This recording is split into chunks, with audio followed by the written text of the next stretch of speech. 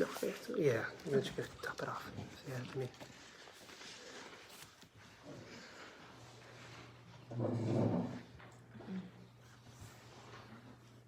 All right, I think everyone got one? Okay, so as I said Sunday, we're going to overview, just have an open discussion, and I've made some notes on the topic of the Didache, which just means the teaching in Greek. It was sometimes it's short for the teaching of the apostles. This is an old document. This is basically what you could consider the first catechetical document for the church of what the church believed, and so it was. We know they found these documents, old papyrus documents of these a couple centuries ago, and so they've authenticated them, and we know how old they are from testing, but we also know because they were quoted by many church fathers, the historian Eusebius, Saint Alexandra, Saint Athanasius of Alexandria, Hermas, who was the first bishop in Rome in Rome. So it's a very old working document, and as we go through it, you'll see kind of this is what the faith of the first century or so Christians believed. Okay, and you'll see how there's some cultural components to it that maybe we just don't understand and pick up because of the times that we live in change. The church is more developed now. It's more developed over time, and the church structure and order. But you'll see how remarkable, it's quoting the scriptures, the Gospels, almost word for word in many instances, before we even had written documents, before the church had even made a canon of the scriptures. They're quoting it in this first century document. So we know that the Christians of the early first couple centuries knew the Gospels, at least by word alone, if not even written down and passed around yet, because it's hard. You had to handwrite everything, right? So you'll see that as we go through it. And then we'll make some commentaries, and it's open discussion, okay? So this makes it a little bit more engaging than just having Father Michael talk all the time. I'll have some notes. You can ask me about it, but feel free to speak, okay?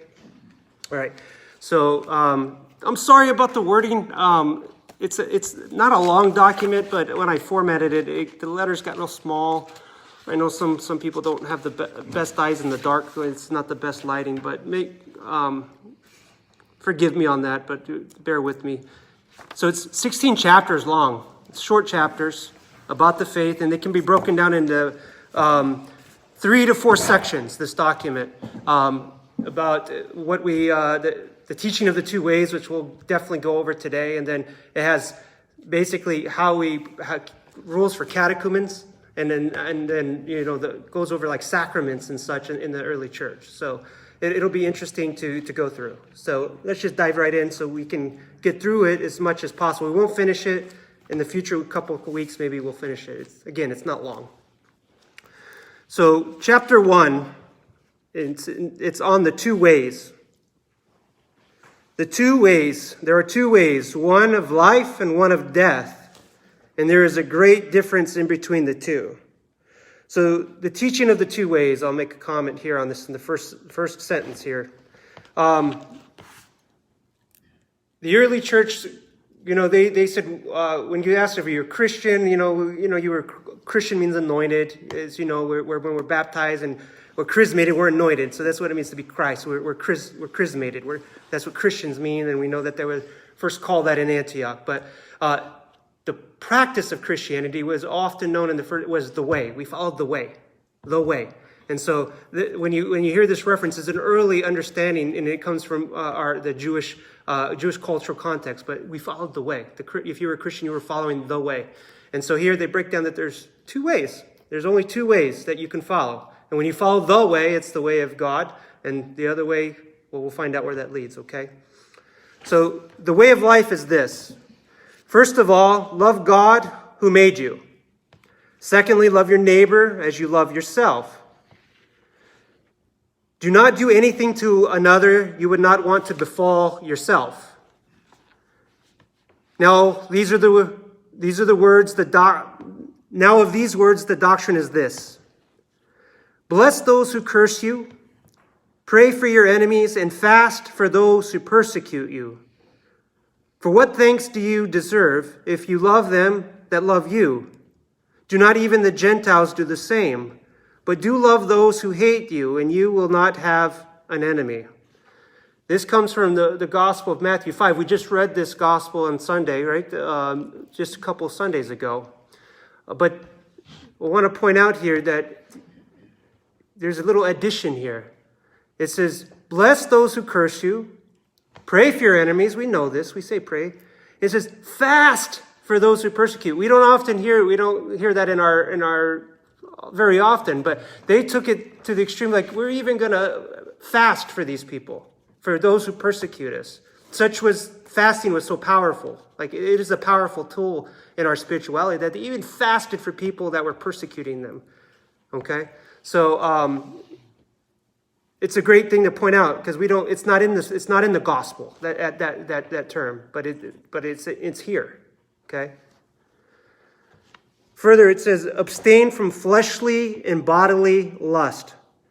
So, you go from basically the golden rule, from praying and fasting, and then right into being pure people.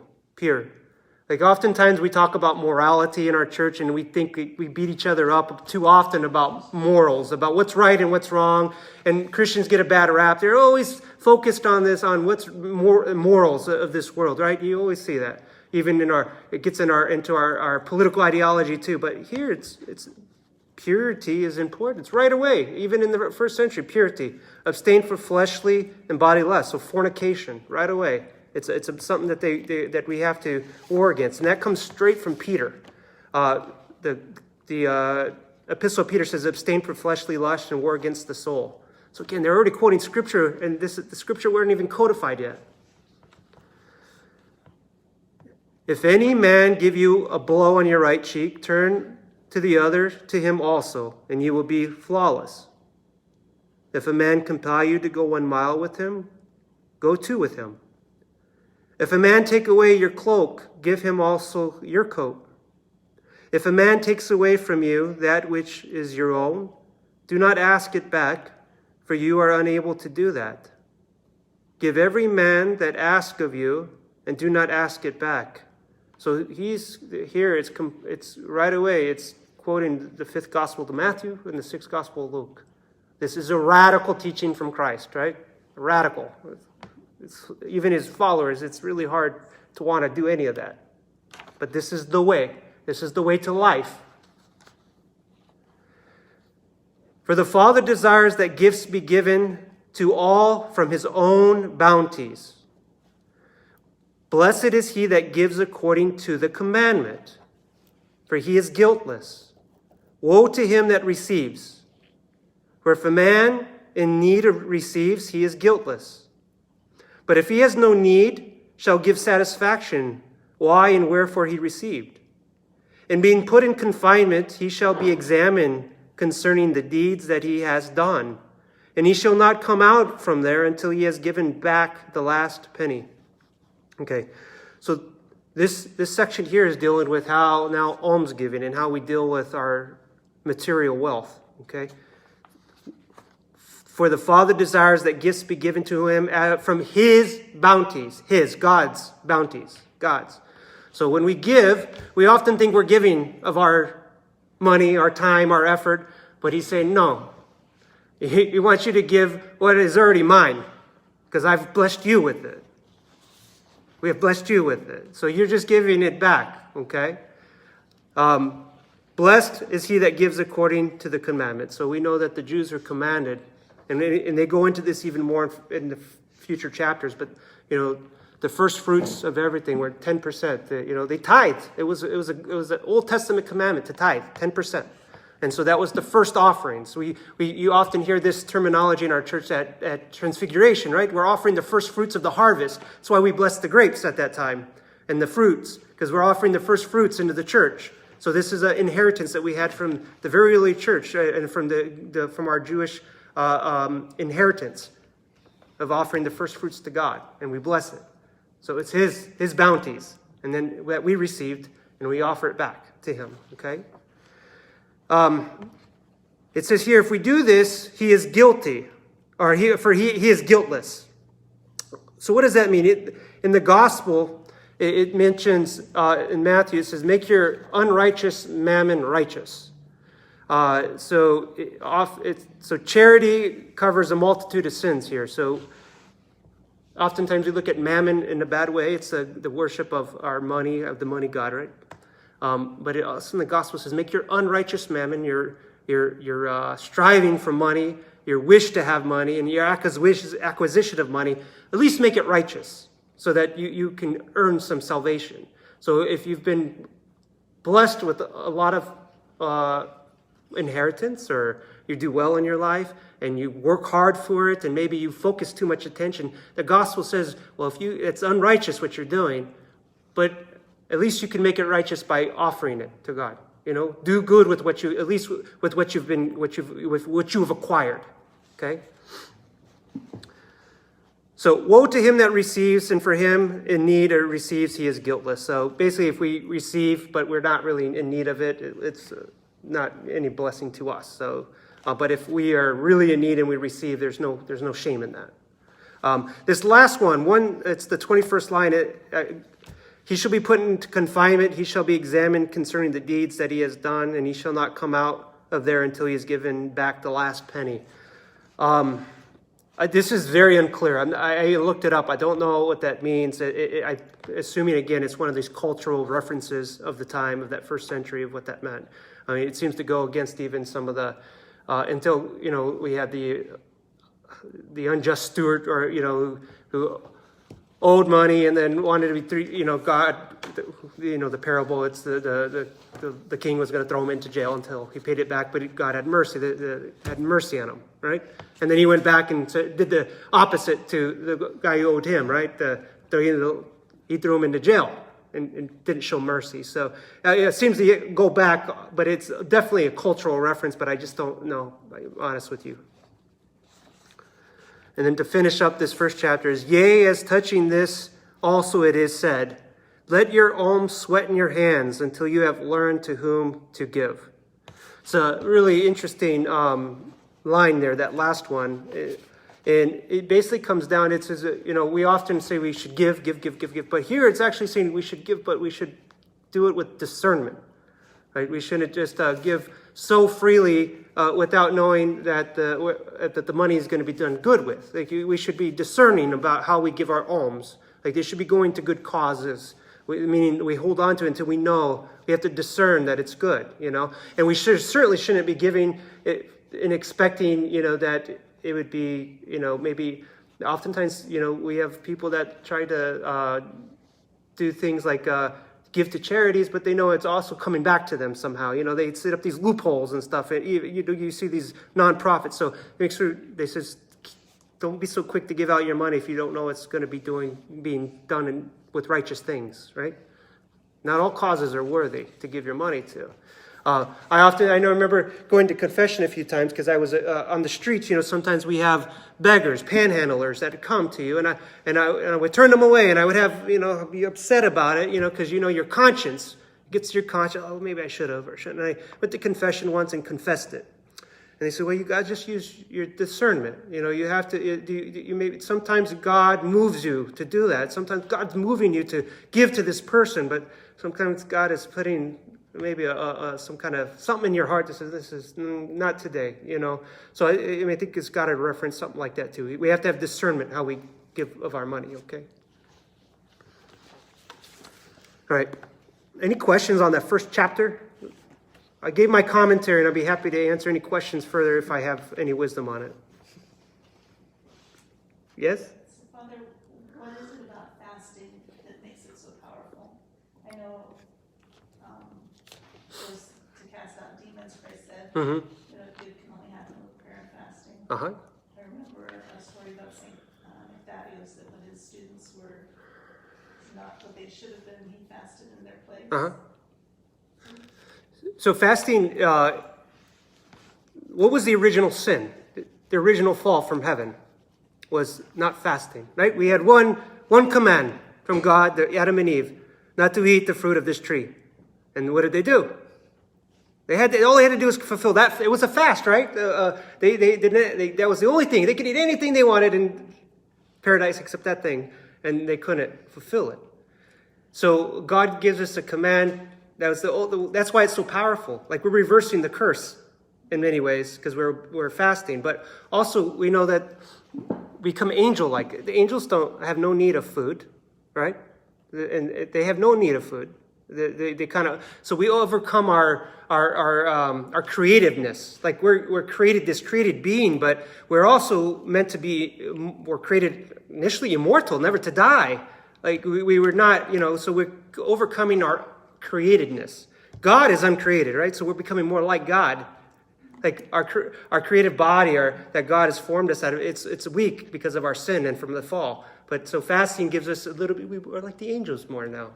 We're more like God closer. So fasting is very powerful because now we're overcoming our slavishness to our physical bodies. And our bodies aren't bad. We're not dualistic, but it allows us to raise higher in the spiritual world.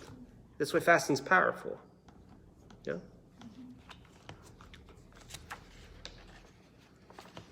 Okay.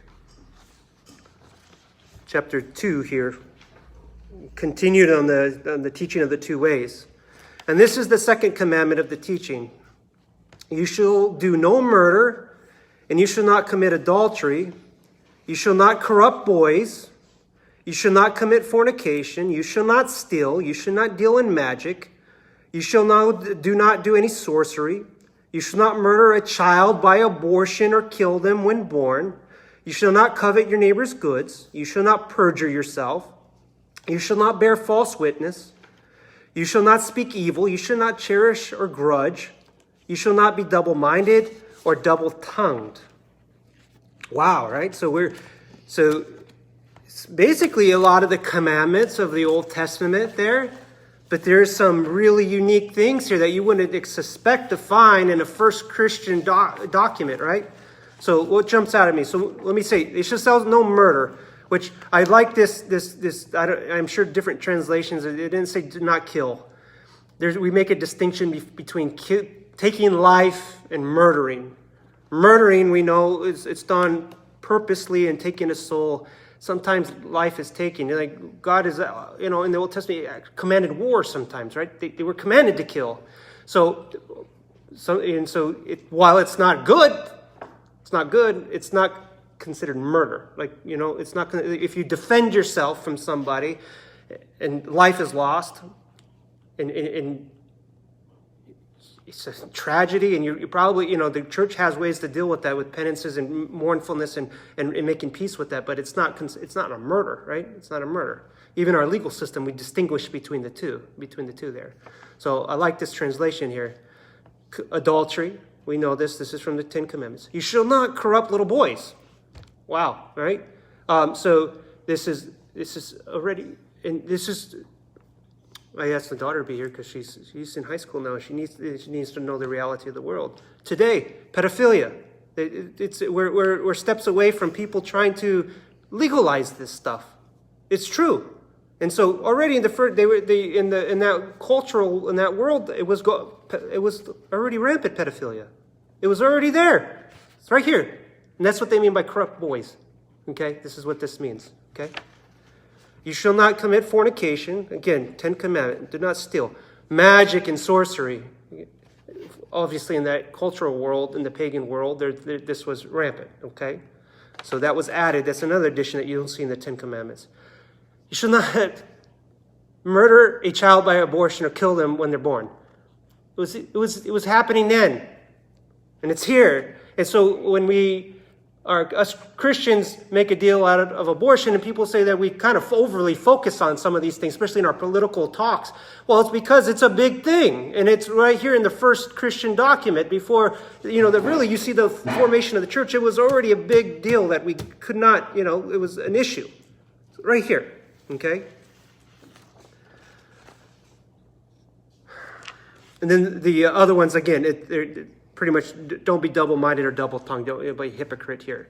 So these are the ones I need to point out there. Again, for the double tongue is a snare of death. For your word shall not be false or empty, but filled by action. So this goes to, again, gospel. It's an allusion to the words, that every idle word you'll be judged upon, right? That we shouldn't talk idly. But here it says, but be filled by action. So not only, so it's defining, like maybe the Didache here is going further. Not just a definition of what idle words are, but meaning words that we pronounce, but they have no action behind them. Often we talk a good game, but we don't. So I think that's what idle words are. It's not just so much chatter, but chatter that we don't back up. They don't back up by action. So again, it goes to the hypocrisy, the double tongue. Like we say something, but we don't do it. Okay, there could be no worse thing than a hypocrite in the Christian life, right? Especially one who feigns piety and of a Christian and then doesn't really live it out. They talk like they're very faithful, but then they're lukewarm people. Really, they don't live the life. It's such a bad thing because now people see that witness and they get who are not of the church and they say, "Oh, it corrupts the church." People make a judgment on the church by somebody who's false. Okay. You shall not be. Help me out with this word. Avacarious? Presbyterian teacher. Avacarious? Avaricus? 2:5. So, nor a plunderer, nor a hypocrite, nor ill-tempered, nor proud. You shall not entertain an evil design against your neighbor. Yeah, we don't have that. No, it's a different translation here, yeah. So, We have covetous. covetous, that's, I don't know what that is. yeah. Rapacious. So you shall not hate any man, you should not, but some you shall reprove, and for others you shall pray, and for others you shall love more than your life. What a powerful line. I'll read it again.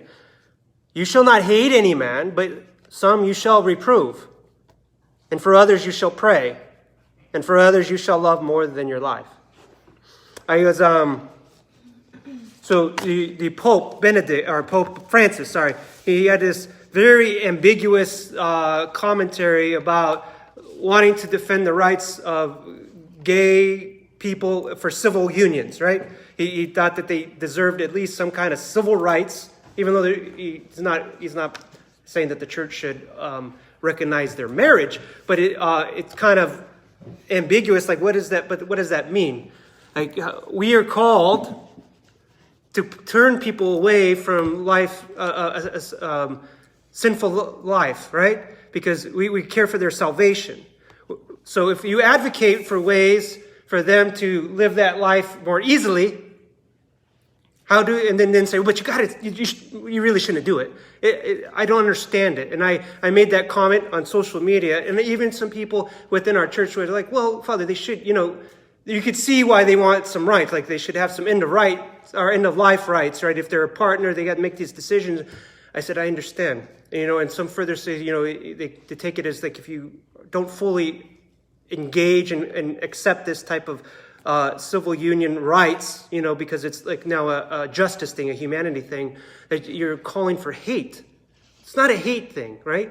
Right here it says, we're not hating, we should hate no man. But some people you should reprove.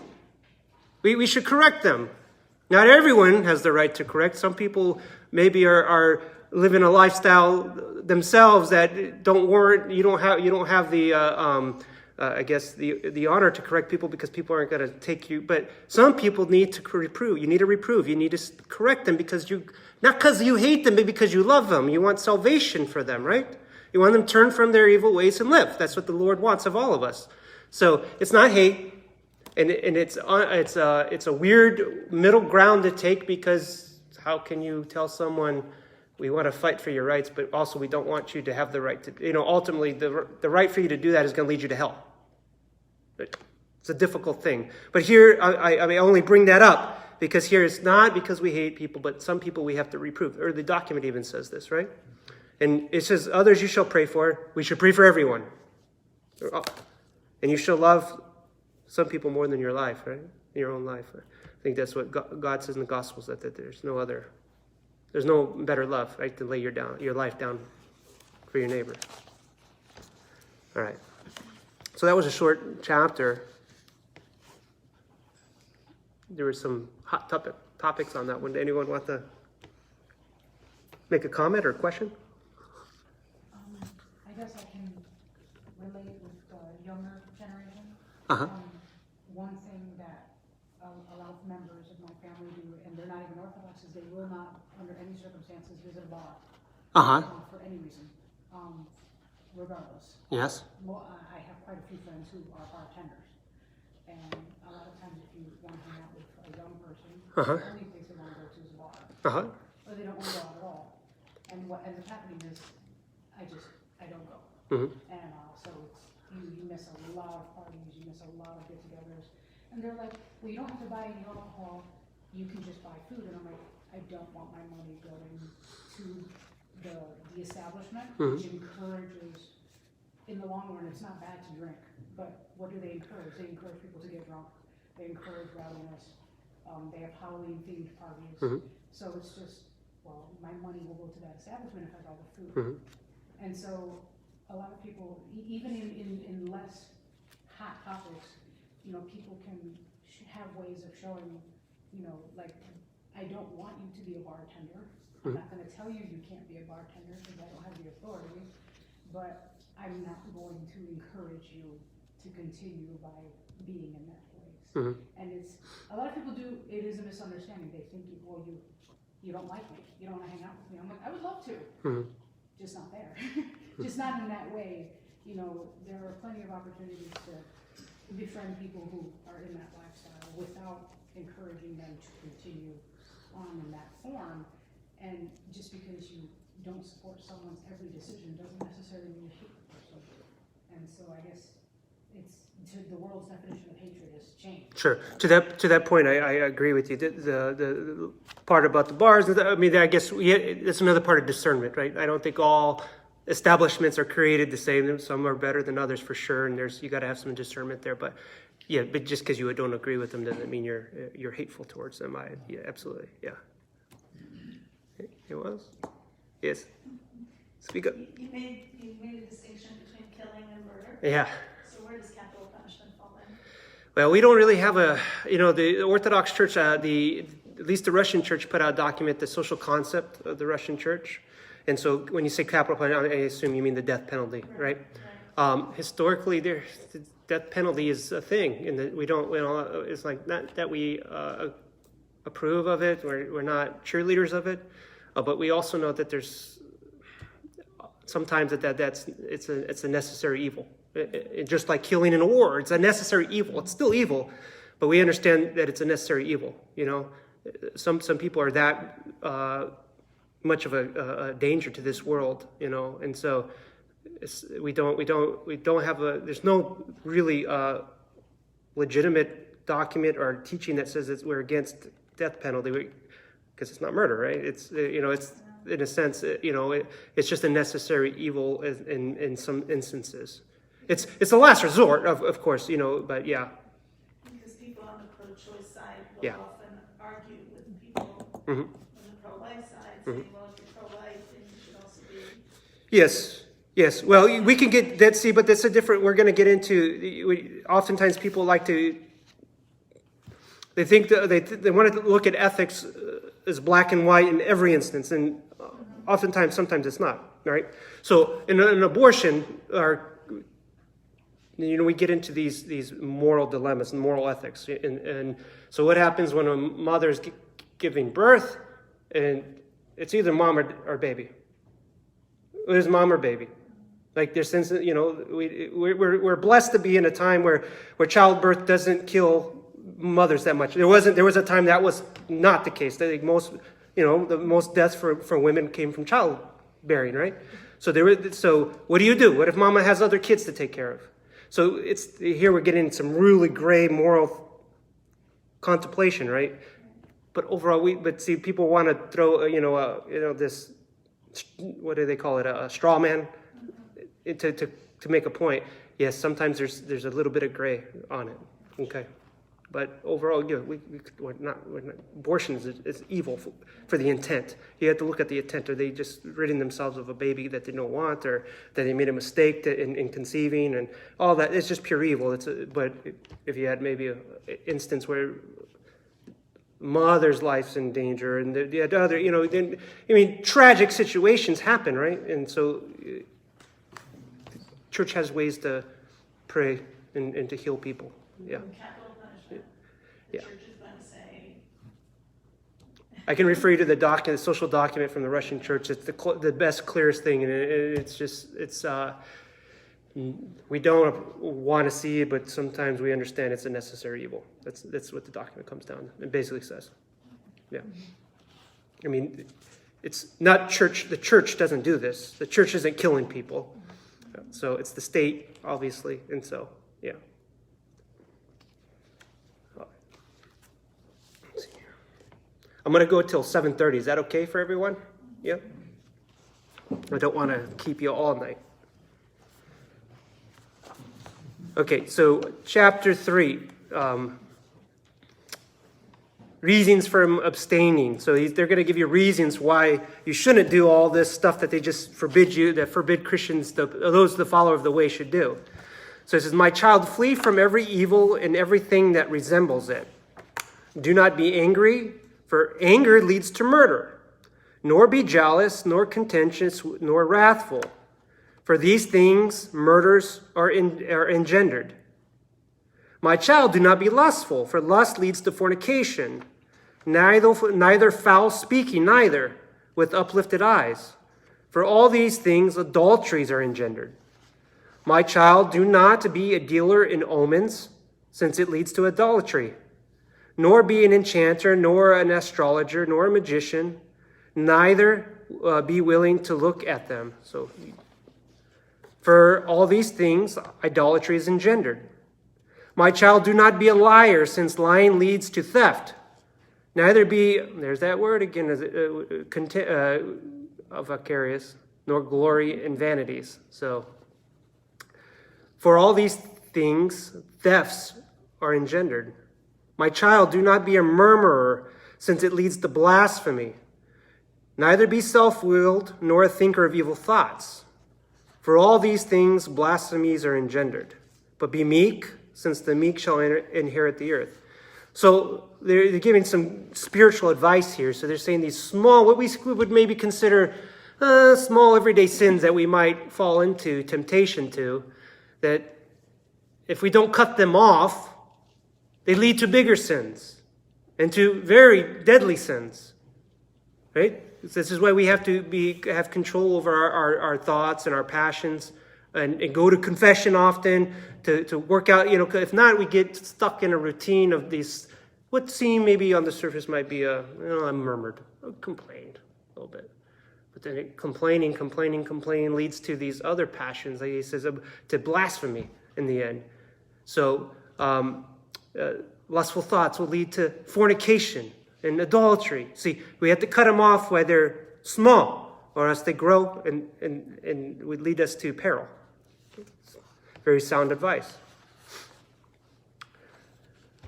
"Be long-suffering and pitiful and guileless and quiet and kindly, and always fearing the words which you have heard. You shall not exalt yourself, neither shall you admit boldness unto your soul. Your soul shall not accompany the lofty, but you shall walk with the righteous and humble. You shall receive as good the accidents that befall you, knowing that nothing is done without God." So humility and knowing that everything's left to God in this world. Okay. And they also here go into chapter 4. Any questions on chapter 3? It was basically a spiritual lesson on why we, when we sin, and if we don't take care of those sins and guard ourselves from that sin, that it lead to bigger things, okay? And that we stay humble and accept all as God's will, which is no small thing, right? Knowing that everything is of God's will.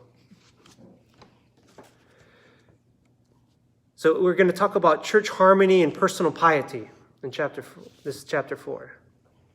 "My child, you shall remember night and day him that speaks the word of God to you, and you shall honor him as you to the Lord. So we're going to get into sections here about shortly. They're going to talk about apostles and prophets and teachers and bishops.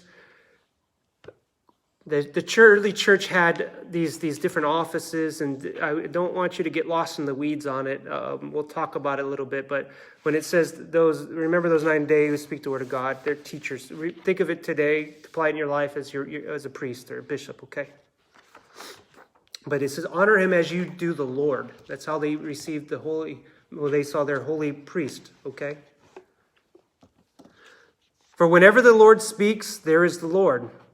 Moreover, you shall seek out day by day the persons of the saintly, the holy persons, and you will find rest in their words.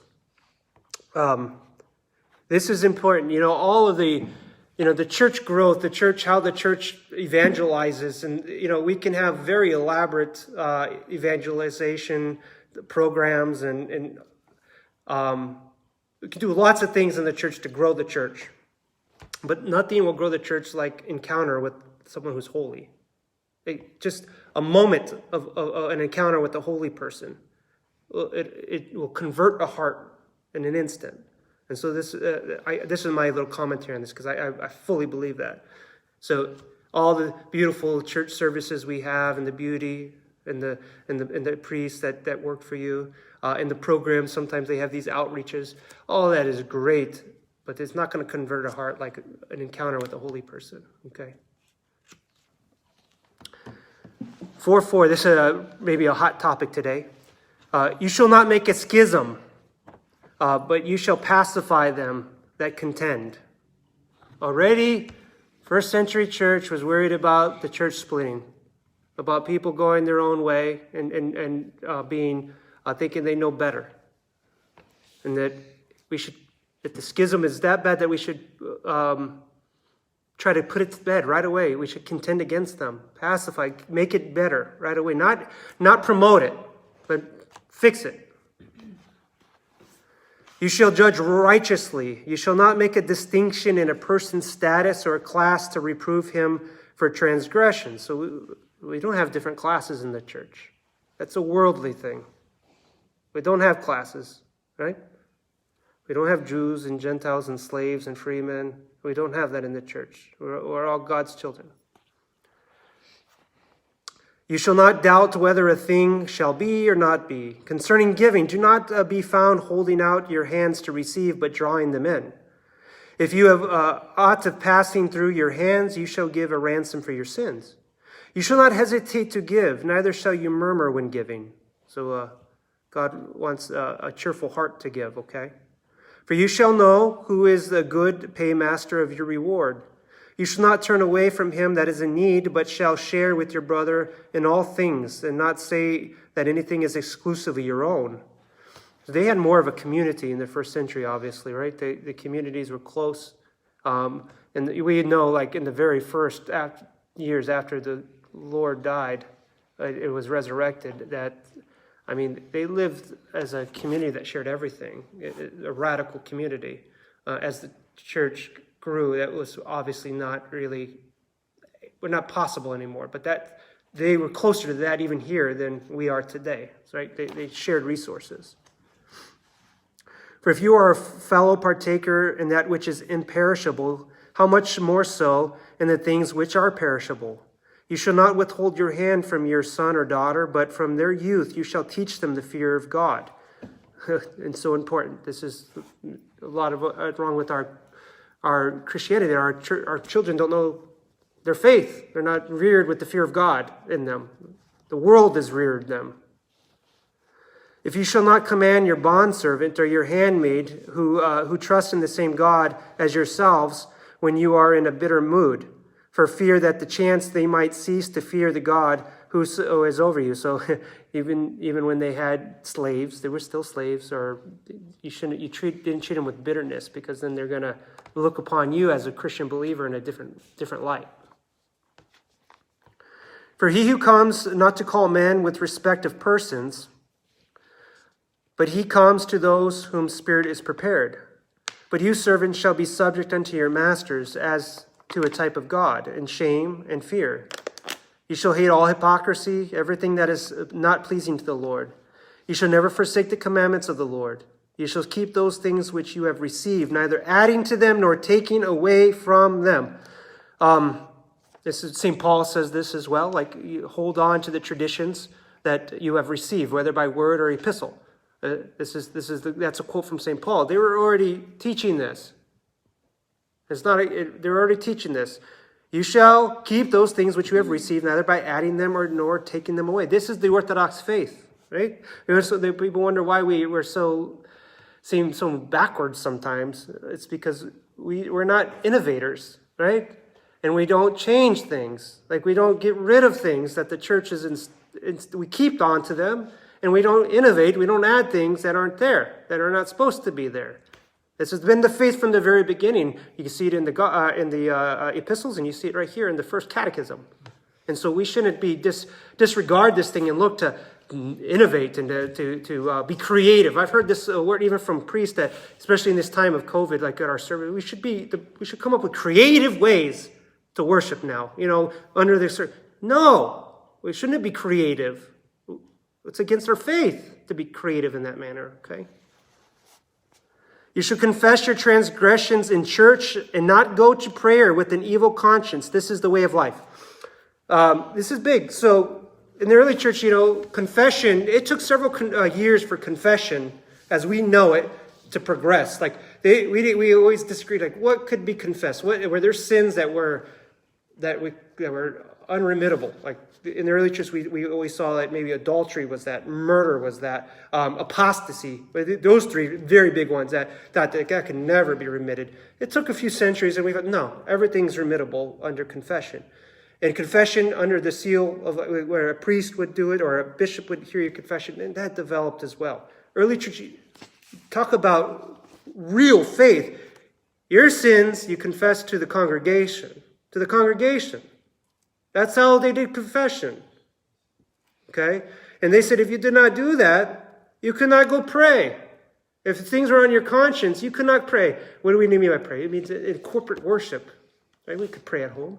Corporate worship. You weren't going to break the bread if you didn't go to confession. So today the Russian church still has it today that you have to go to confession frequently to receive communion, depending on the priest and how they know their congregation, how that can be changed a little bit. But I still think it's more to the point that it's more so than some of the churches where confession is very infrequent, but communion is very frequent.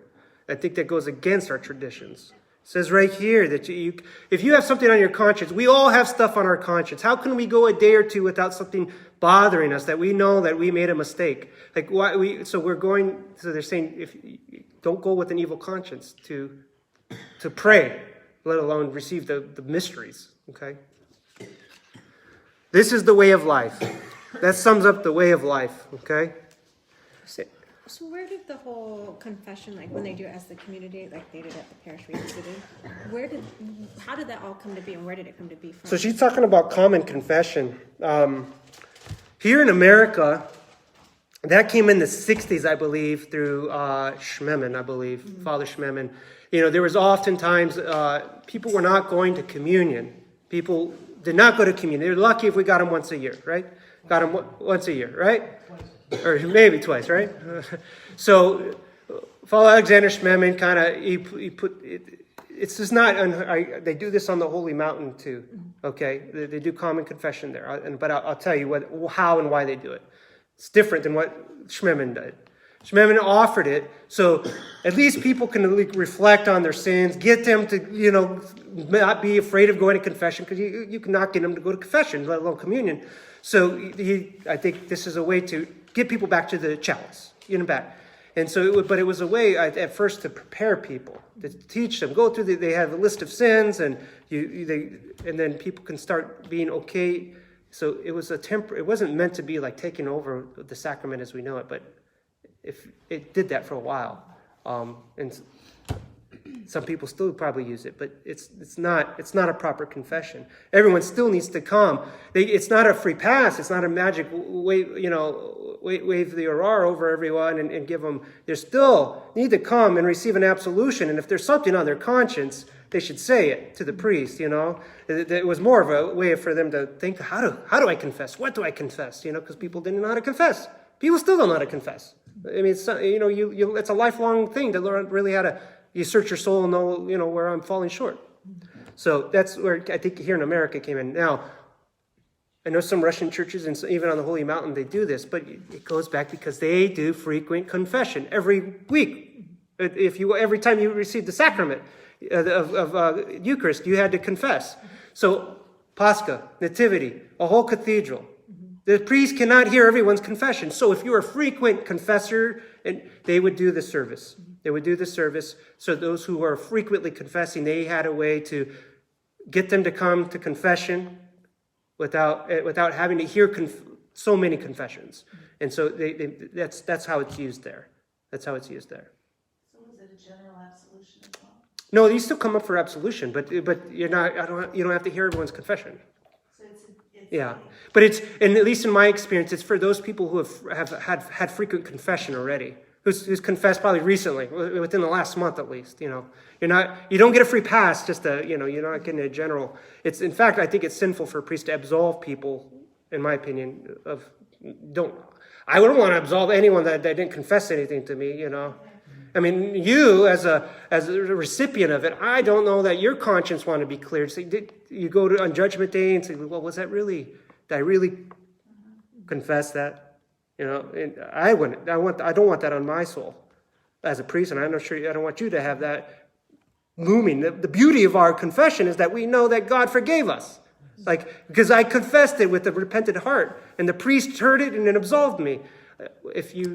I wouldn't want any, ambiguity whether did I truly confess that, because I just sat there quietly and heard a list of prayers. On Holy Wednesday evening, there's a prayer of absolution at the end For unction, yes. for unction, Mhm. right? And that's how different. It's different how. So I don't know how in the Russian church unction is. It's a threefold sacrament. So when we give unction, you should have come to confession first. And then you receive unction. And then you receive communion. So when you go to someone who's sick and dying, when the priest goes and takes unction to someone who's very ill, we confess them, give them unction, and then give them the sacrament. It's a threefold process. So when we're giving you absolution, it's because you've already confessed. It really should have been in that process. Unction is you receive. Some shortcuts. Yeah, unction you really should. It should be just received like if you were preparing for communion. It's a threefold thing. Okay, and it's in itself. So yeah, that's why they have those absolution prayers. Yeah. I know some people might receive the unction and think that, I'm good. I don't have to go to confession. I know that's really not. That's not to make the use of the sacrament. Father, some people believe that on you can go to communion on Holy Saturday morning without having confessed because it's Holy Saturday morning. So they only go to communion once a year Yeah. because they don't have to confess. Well, I don't want people's piety. I know I've heard of one Russian bishop towards the end of his death. He was nearing death, and on Pascha, he invited everyone to communion that Pascha, whether they were confessed, whether they were prepared to, because he was in such joy, But we'll get that maybe later this and further. But we shouldn't make exceptions the rule. Yeah, we shouldn't make exceptions the rule. So as a priest, how do you protect the chalice if you have people that are coming that you don't know and you don't know if they've gone to confession? It's hard. Well, in a small churches, which we're lucky here in the Orthodox America, we know who we don't know, we know who we know. So it's a little bit easier. In the big cathedrals in Russia and big celebrations when the bishops come and you have people, you just don't, and we do the best you can. But ultimately, it's got to be on the faithful too. I mean, they're responsible for their spiritual life too. So, yeah. Yeah, Father. Father, just to share this, when I was in Russia, and I had a chance, I was at a church, and of course, I was by the choir loft upstairs, you know, of course, they had a liturgy going on and so forth, but because there was a crowd of people there, you know, there was a bishop there and so forth, but they had two priests Yeah. on both sides, you just saw lines of confession. Yeah. People, and of course, the liturgy's going on, and Yeah. etc. But they were blessed because they had two priests that were just Yeah. lines of people going for confession. It's often like that in the Russian cathedral. Even here in America, they usually have multiple priests and then one is all through the vigil services and all pretty much up in the beginning of the liturgy. They're hearing confessions. They're hearing confessions because people want to go to communion and they're accustomed to having to confess before they go to communion. Yeah. But again, you don't know. Sometimes people are going to commune that aren't prepared. We do the best we can in some situations. It's not always, but we do the best we can. But as a priest, at least I try to. Let's see. I'm trying to. There's a question online from Tana, probably, and I'm sorry, Tana, if I didn't get to it sooner because it was a couple. She says she's trying to find out a better understanding of how exactly we are supposed to love our enemies and what that entails. I think a lot of times there is a struggle between the line of loving our neighbors and being overly, and I think she said empathetic, for them.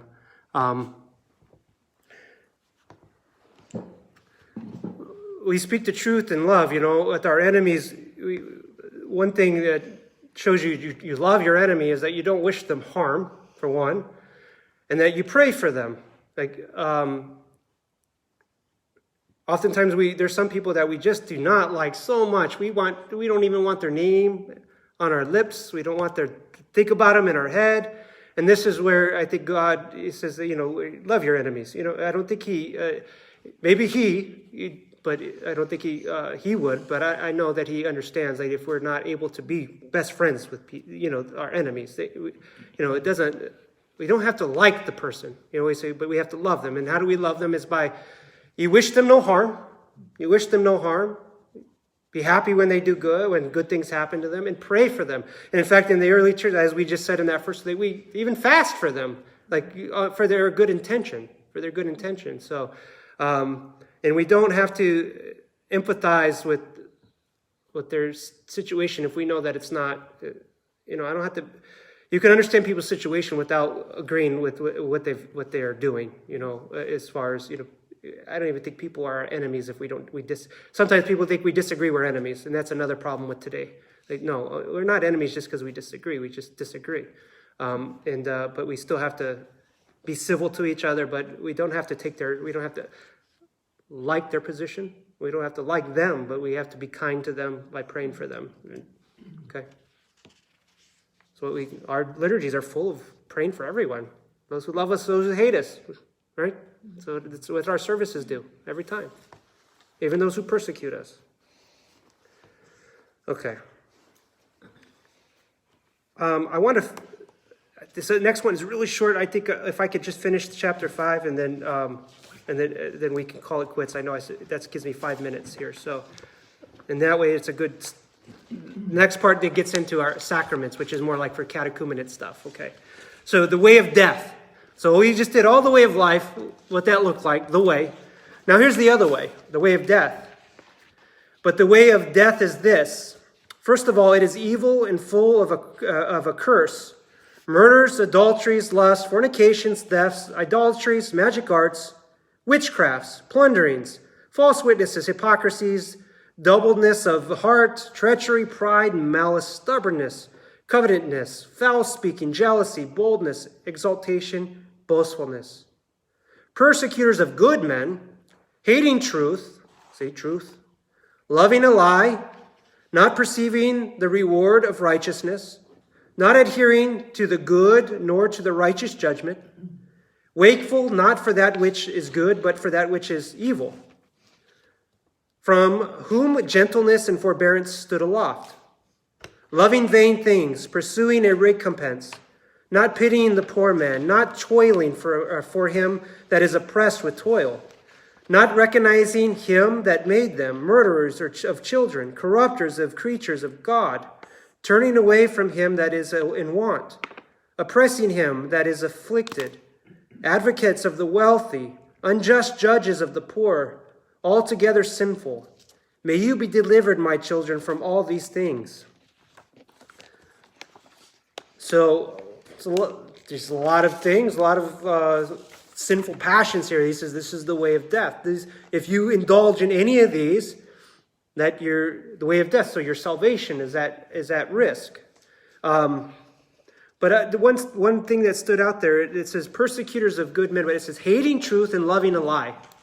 Ultimately, this is the difficulty in our world, right? We can twist things in our rational mind. People try to tell us what is bad is good and what is good is bad. We don't know. Like they try to twist the truth so bad. So a lot of these things that that they see is that are bad are murders, adulteries, lust, fornications, thefts. You go through these lists, and if you go in our modern world, there's ways they say, well, no. People's got different situations in life, and they try to justify these. And they try to legalize them, right? Some of them are legal. What is legal in this world, in this country, and in any civil country, doesn't mean they're right, at least from a Christian point of view. And we shouldn't indulge in them. Just because it's legal doesn't make it edifying. Just because you understand, there's a difference. Okay? So we have to be lovers of truth. Okay? Not of falseness. And we have to be very diligent to understand the difference. And when people are telling us what is wrong is right and what is right is wrong. It happens so much in this world. We get twisted and we lose our way. This is why we have generation gaps. This is how it happens, because in one generation, we believed one thing morally, legally. Next generation, it's progressed. We're progressive, right? Our society is progressed. And now, what was true a generation ago is not true today. But eternal truth is always true. It never changes. It's always the same. So we have to cling to that truth, not what society tells us is correct and true. Okay? Because that leads us to death. If we follow their way, it leads us to death. That's the way of death. It's the way of death. Okay. 2 more lines. Or two more. So on prohibition of eating food offered to idols. Be careful, for fear that any man lead you astray from his way of righteousness, for the teachings you are apart from God. For if you are able to support the whole yoke of the Lord, you shall be flawless.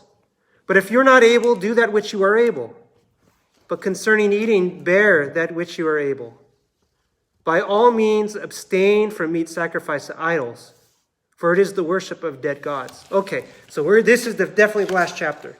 And I wanted to read it because after that, then we get into baptism and the sacraments, more internal church things. But do what you are able. It says, follow the whole yoke of the Lord. So they want you to take the whole gospel upon you and follow it. All the teachings, all the commandments, all of it. We have to embrace it all and live it out to the fullness as we can.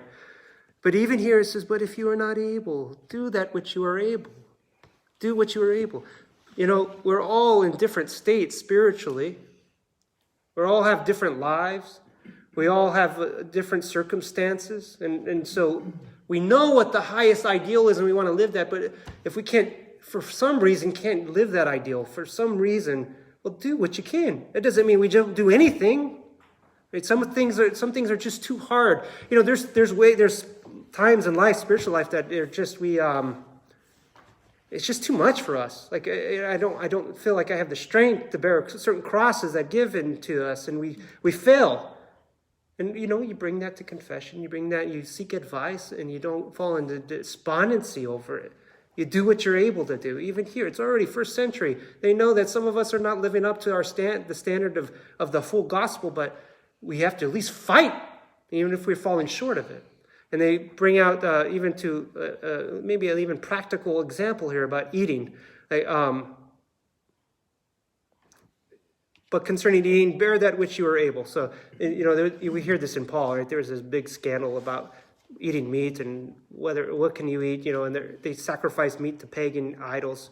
Paul was like, I don't, even if they're sacrificed, it's just, I know those are not, who are they sacrificing to? They're not a real God. It's just fake. It's all fake. There's no gods out there, but the true God. So he had no problem. So in a sense, he says, I eat up, but he won't touch it. So he doesn't scandalize anyone. He won't even touch it if it scandalizes anyone. But he knew in his heart that there's only one true God, So he said, do what you're able. But I think we just do things so that we don't scandalize our brothers. Like in this, if we can't embrace the whole gospel, if we can't do everything, do what we're able and don't flaunt it.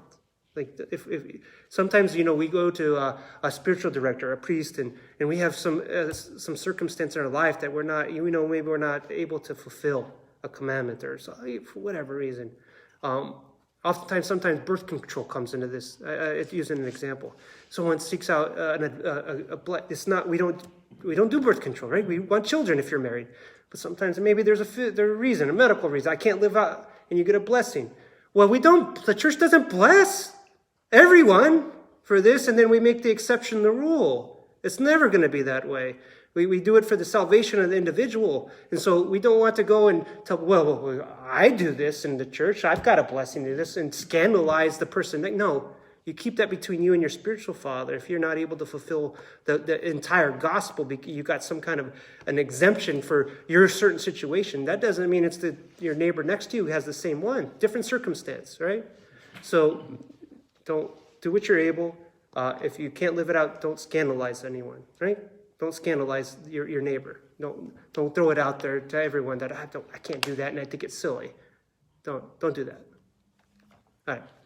I think we can wrap it up now. Father went a little long, but you have questions, I'll take them. If you have comments, I'll be happy to hear them. And then if you don't, we'll start at chapter 7 next week. Yeah? Okay. Let's pray.